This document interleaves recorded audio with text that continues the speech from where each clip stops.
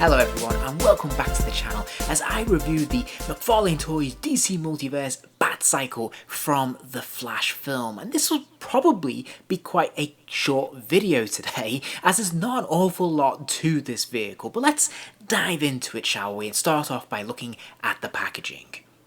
Now, we've already had a few Batcycles in the DC Multiverse line already so far, and there's nothing really new here in terms of the packaging. The branding you will recognise from the general DC Multiverse line that we've seen already. It tends to be pretty bland. I often complain about it in my videos because it is just essentially big black borders and not a lot else. We do have this great window display where we can actually see the vehicle in the packaging there, looking pretty good. Behind it, of course, in the interior card inlay, we have the sort of blue and white collage of various different comic books in the background, which look pretty good, and we can see the Flash logo here, which brightens it up a little bit, but otherwise it's not the most impressive and attractive packaging in the world.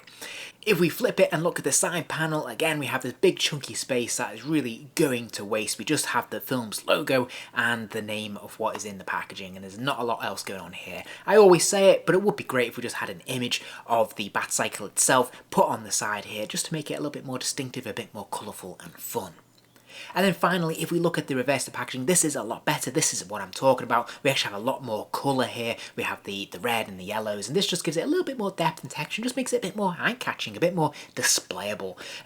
This is largely text-free, which is great, and we have this image here, which is an illustrated image of Batman on the Batcycle. This looks a little bit too cartoony for my liking. It's not taken from any original source material in terms of comic books, and of course this is meant to be based on the film, so it's obviously just an artist's impression. I think what's happened here is they put this toy into production. They haven't had the production stills that they could share and put on the packaging at this time, and so they've gone with a halfway measure here of trying to illustrate what it is we're supposed to be getting. But obviously this would have been much more impressive if they'd just taken a still from the film to show off the vehicle in all its glory, because actually the vehicle itself is pretty good approximation of what we see on screen. It's fairly authentic, as we will see. So when we take the vehicle out of the packaging, it is all in one piece. There's no extra pieces that you have to snap into place. It is self-contained. And as I touched on, this is a pretty accurate representation of what we see on screen. This is pretty faithful to the source material, and I think it looks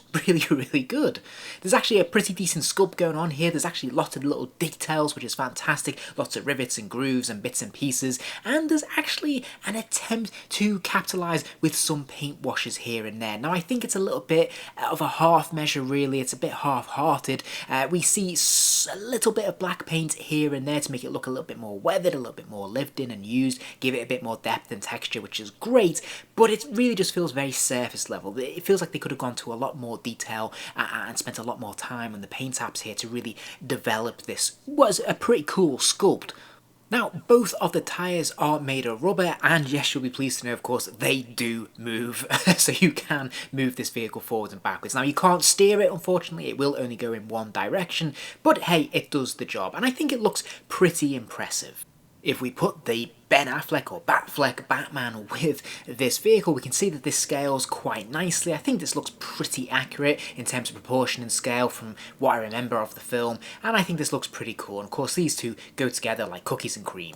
Thankfully, this Batman, of course, comes with a cotton cape, which means it's not going to get in the way of being able to sit him on the cycle, which is great. I'm glad they had that forethought. I just prefer cotton capes anyway, as a rule, and I think this looks pretty cool. Now, getting him onto the cycle actually is no issue. I was initially concerned that his hips wouldn't be quite wide enough to be able to get his legs to fit comfortably and look natural on the vehicle, but I'm pleased to say that is not the case. He actually looks very natural on this, and it works really well. Now, it only really works in one position. He has to be leaning forward, like right forwards there, as he is in this position. If you try to sit him up, then it doesn't work. It looks really off, and he doesn't quite sit down, and it just looks strange. But leaning forwards like this, as is how he rides it in the film, this works really well, and it looks really good. I have to say, as a display piece, I'm really impressed with this, and I think it looks pretty cool. One thing I did want to point out, however, is his grip in terms of being able to grip the handlebars. Now, you'll notice on mine, he seems to be gripping the brakes as opposed to the main handlebars, and that's because that grip on his hands isn't wide enough. That's quite a closed, tight grip, and there's no way you can get onto this very chunky handle, as you can see here. It's just too thick and too wide for that grip. So really, he only comfortably holds that brake. Okay, and that's basically all there is to it. I said it would be a short video because there's nothing else to really talk about, unfortunately. There are no extra action features, there's nothing that lights up or makes sounds or anything like that. It's just what you see here. So it really is just a presentation piece. And I think as a presentation piece, to put on display, it looks really cool. As an extra world-building prop, it looks great. I think it looks really, really fun on display. But I have to give it 2 stars because I don't feel that's quite enough. I think it looks really cool, but it also feels a little bit bare bones. It feels a little bit like it's lacking something, a little certain je ne sais quoi, I suppose. Because, you know, would it have been too much to added some lights into this? You know, perhaps some sound effects. And if you're not going to do that, then perhaps you could have just spent a little bit more time and effort on the actual paint apps. You know, just made it look a little bit more authentic, just give it a little bit more attention, some love and care there, particularly around the guns at the front there. Just spend a bit more time there, just make it look even sharper, I suppose. Just capitalise on what is a pretty decent sculpt and just make it all it could be. Because otherwise, it kind of feels like a big chunk of plastic.